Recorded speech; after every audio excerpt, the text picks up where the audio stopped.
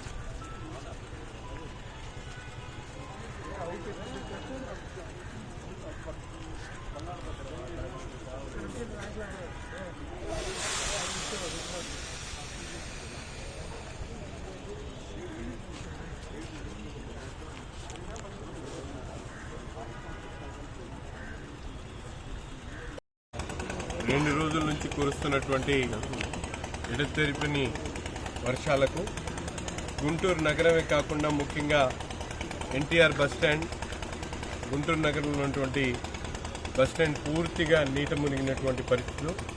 గత 2 రోజుల నుండి విద్యుత్ కూడా అంతరాయం కలిగి ఇక్కడ కరెంటు తీగలు లైన్లో ఉండడం వల్ల కరెంటు కూడా లేకపోవడంతో బస్సులన్నీ సర్వీసెస్ అన్నీ కూడా మెయిన్ రోడ్డు మీద నుంచే నడుపుతున్నటువంటి పరిస్థితులు ఉన్నాయి. ప్రయాణికులకు ఇబ్బంది కలుగుతున్నా సహకరించాలని చెప్పి కోరుతూ, ముఖ్యంగా బస్ డిపో మెయిన్ ఏదైతే బస్ స్టాండ్కి అయితే కొద్ది నీళ్లు ఆగున్నాయి. 6 ఇంజన్లు పెట్టి నీళ్లను బయటకు పంపించడం జరుగుతూ ఉంది.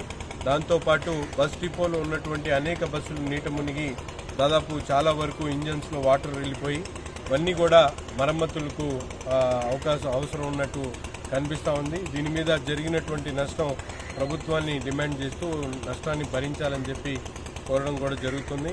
బస్ డిపోకు సంబంధించి ఆర్ఎం గారు అలాగే డిపో మేనేజర్స్ అందరూ కూడా పెద్ద ఎత్తున ఈ రిలీఫ్ కార్యక్రమాలు చేస్తూ ఉన్నారు. అవసరమైనటువంటి వాటర్ని బయటకు పంపించడం, ఎలక్ట్రిసిటీని రెనోవేట్ చేయడం ఇవన్నీ కూడా జరుగుతూ ఉన్నాయి.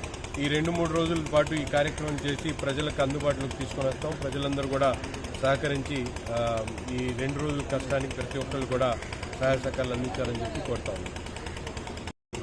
అందరికీ తెలిసిన విషయమే, గత 2 రోజుల నుంచి కురుస్తున్న భారీ వర్షాలకి మన గుంటూరు జిల్లాలోని గుంటూరు సిటీలో ఎన్టీఆర్ బస్ స్టేషన్ అలాగే గుంటూరు 1 and 2 డిపో మరి గ్యారేజెస్ అన్నీ కూడా 5 feet వరకు సాటర్డే ఈవినింగ్ 5 నుంచి కూడా ఈ ఫ్లో అనేది వాటర్ ఫ్లో అనేది మన ఎన్టీఆర్ బస్ స్టేషన్కి అలాగే గుంటూరు 1 and 2 డిపో గ్యారేజ్లోకి చేరడం జరిగింది.